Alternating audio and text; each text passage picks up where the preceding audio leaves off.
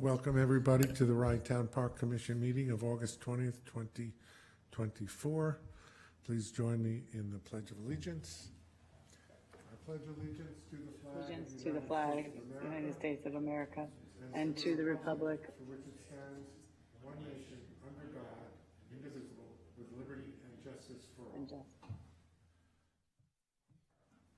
Ruby, our secretary, Debbie Reisner, has a family emergency, and Ruby Tower, our administrative intern, is taking on the role of secretary of the commission for tonight. Ruby, please call the roll. Commissioner Jason Klein. Here. Commissioner Emily Hurt. Here. And President Gary Zuckerman. Call the other names. Sorry. Commissioner Lindsay Jackson. She's not here. Commissioner Josh Cohn. Is not here. This is not on. Gotta start from the top. Start from the top. Okay. Sorry, my microphone wasn't on. Commissioner Jason Klein. Her mic wasn't on. Please. Here. Commissioner Emily Hurd. Here. Commissioner Lindsay Jackson. Not here. Commissioner Josh Cohn. Not here. Commissioner Louis Marino. Not here. And Park Commission President Gary Zuckerman. I'm here. The public will notice that I am alone on the dais. Mayor Cohn had previously advised me that he would not be here this evening, and Commissioner Klein and Commissioner Hurd both properly advised me in writing that they had emergencies and would appear by Zoom. The other commissioners, I have not heard from. They are not here. And therefore, we do not have a quorum to conduct a formal meeting. So therefore, there will be no resolutions passed this evening.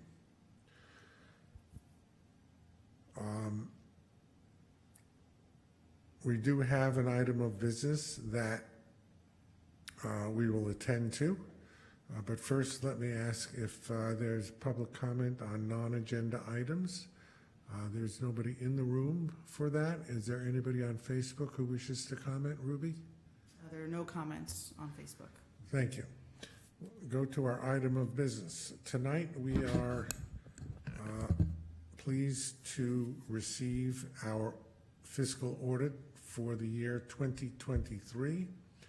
We have a presentation from PKF O'Connor Davies, Jeff Shaver partner, who will make the presentation.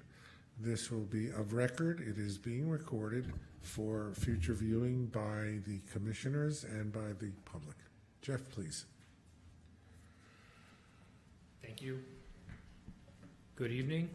My name is Jeff Shaver, partner with PKF O'Connor Davies. Happy to be here to present the results of the audit for the fiscal year ended December 31st, 2023 for the Rhinetown Park Commission.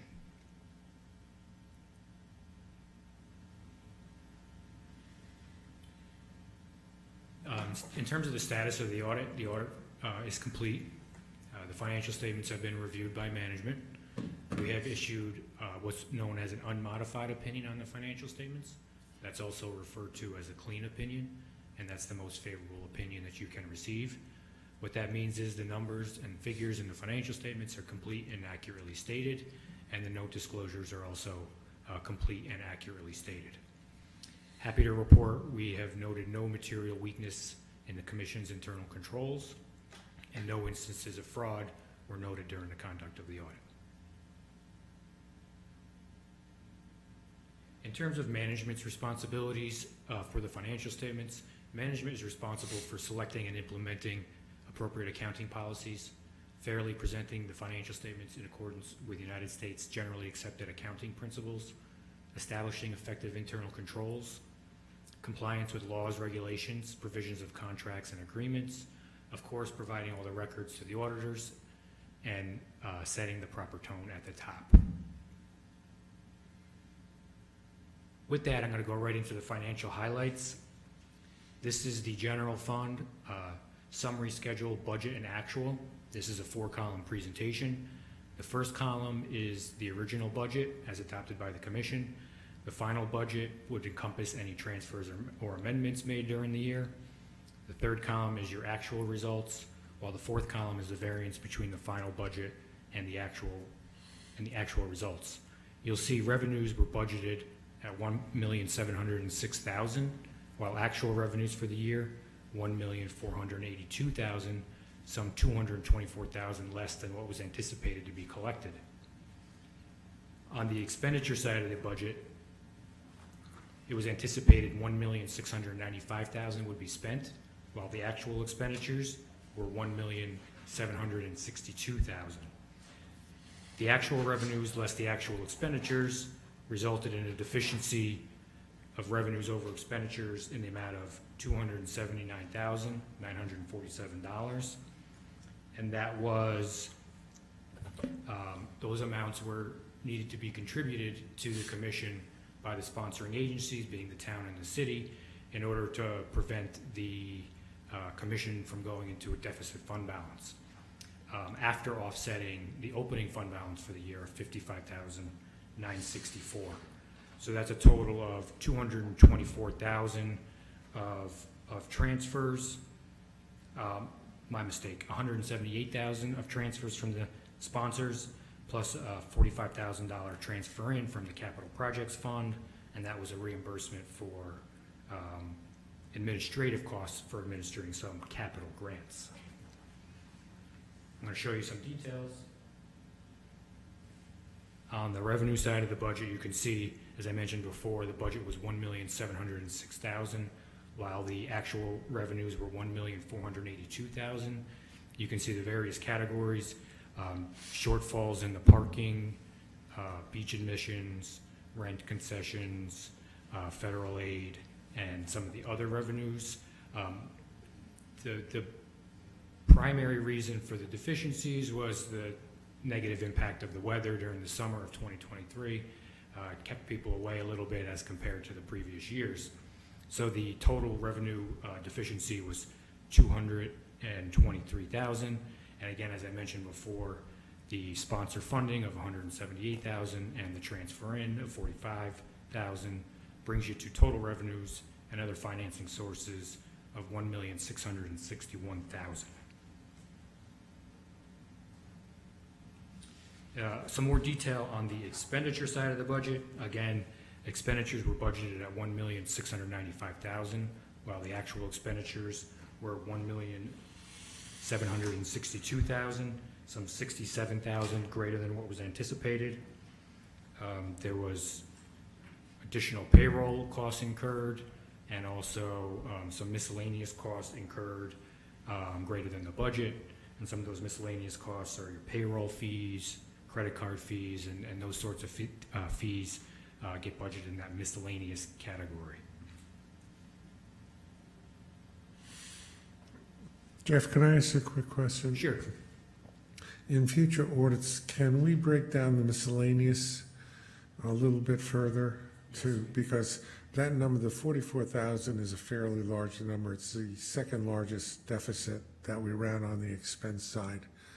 And, you know, one of the things that we really need to do, and I know Debbie's already done this for 2024, is to examine those negative numbers to see how they can be ameliorated. Yes, we absolutely could. There is detail in the accounting records on what some of that miscellaneous expenditures is. I went in earlier today and I took a look. That's where I could see the credit card fees are in there, the payroll fees, and a lot of smaller items that kind of accumulate to the larger dollar value item. But certainly the information is there in order to be able to show greater detail than what you see here. Switching gears somewhat, this is the combining balance sheets of the commission, the general fund in the left-hand column, the capital projects fund in the center column, and the total of the two in the third column. I'll just point down towards the bottom of the slide where you see fund balances, deficits, the general fund. As I mentioned before, the sponsor funding is done in a way so that the fund balance will never go into the negative. So that's why you see the general fund balance is zero here at the end of the year. The sponsor funding was trued up, if you will, to make that be the case. In the capital projects fund, slightly different situation. There's a deficit there, an accounting deficit of $347,505, and that represents grants receivable that will come in the future. So the timing of collection on those grants is sometimes unknown, and often it could take years. So we present it this way to not overstate fund balance of the capital projects fund. So the sponsor funding for the capital project is done in such a way where the deficit only matches the amount of the receivables not coming in within the time period during the audit. So that's the $347,000 in the capital projects fund. Let me just interrupt one thing to make it clear to the public who may see this. When we have a capital expense, for example, that is going to be reimbursed via a grant, whether the grant is 100% or 50%,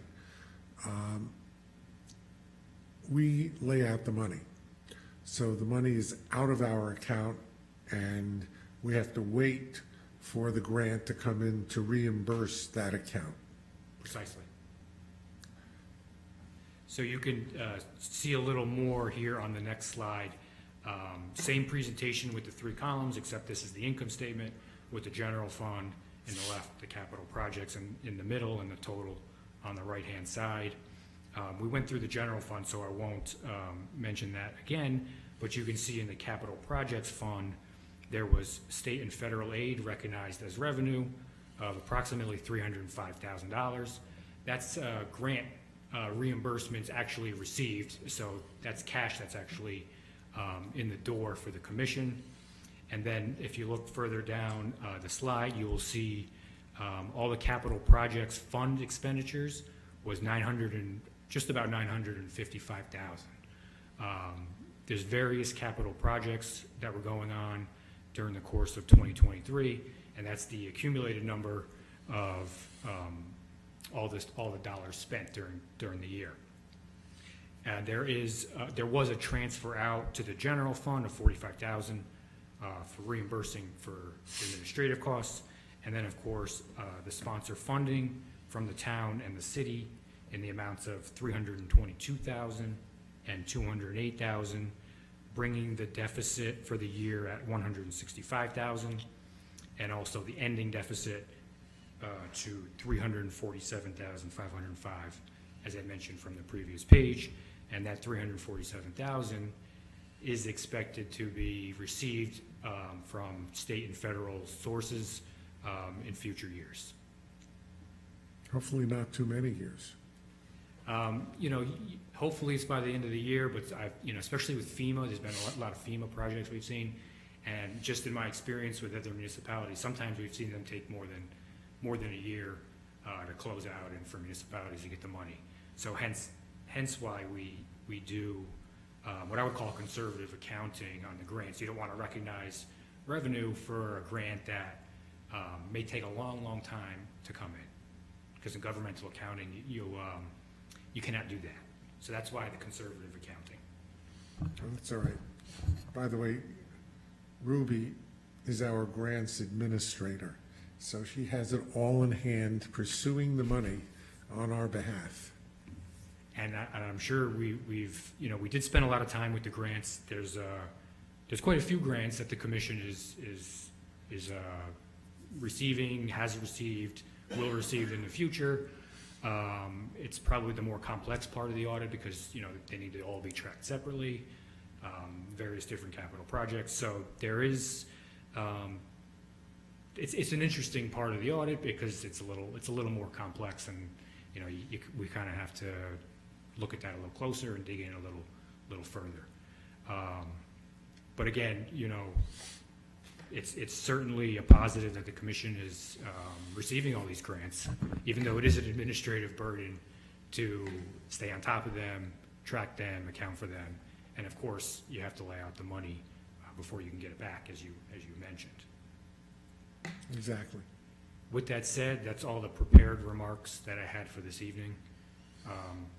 I'd be happy to take any questions that anyone has or comments. Well, we have two people to potentially question. Emily, Jason, any questions? No questions here. I think, it's, I think a lot of the questions I would have had are answered. And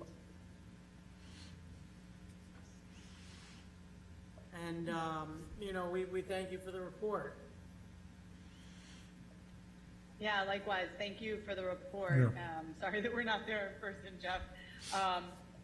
I do just want to note, or echo, I guess, Gary's request about, breaking down the miscellaneous a little bit more finely going forward. That would be super helpful.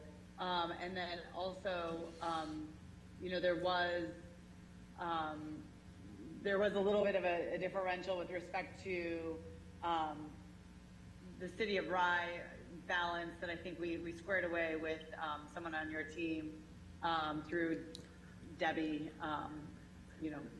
Debbie's correspondence. So I think we're all set there, but it sounds like, things shifted as you did the numbers. I guess specifically, hold on, I'm trying to get my email up. Yes, specifically, where did that go? Sorry. I know what you're looking for, Emily. That was the, Greg Ussery, the city manager for the city of Rye, had requested some Right. clarification, which our accountants gave him. Yeah, I think the issue was that the numbers he was originally working with were draft numbers from April and not the final numbers that are here. Exactly, right. So these were, just, exactly. So I think we're all set there. So anyway, thank you so much, Jeff, and Thank you. appreciate the report and the time. I just would reiterate that the numbers that we have here, this just doesn't get buried, because I know that Debbie is working with park staff on ways to decrease, for example, the deficit that we ran on the personnel issues. I'm just getting how you. The personal services line, which had an almost $80,000 differential actual to budget. And those are the things that we can work on. But as you pointed out, the one thing we can't work on is the weather. And we've said over and over again, when you have a beautiful weekends, you make money. And if it rains, or last year we had, if you'll remember, the wildfires in Canada shut the beach down for a period of time, and then there's the rainfall with the bacterial count, where the Department of Health comes in and shut us down last year. They've done it a couple of times this year, but not to the extent I think that we had last year. So we're subject to the vagaries of the weather, and but what we can control is the expense line, which we tried to do, and they work on that all the time. So with that, if there are no other questions, Jeff, thank you so much. I appreciate you being here. We all appreciate you being here. And I would ask for a motion to adjourn, except for the fact that we can't take a vote. So this meeting, whether you call it formal or informal, this meeting is now adjourned. Thank you, Jason. Thank you, Emily. Appreciate Thank you, Gary. your coming here and participating. Thank you so much. Thank you, Gary. Well, before we Good night, go, there's one thing. There's a management report. I just wanted to bring everybody up to date before we leave that the beach level bathrooms I don't know if anybody has been there, Emily or Jason. The interior framing is complete, the concrete floors are poured, the plumbers are working, and the electrical should hopefully start next week. People say I'm being overly optimistic, but I think that we can look at a completion date hopefully by the end of September.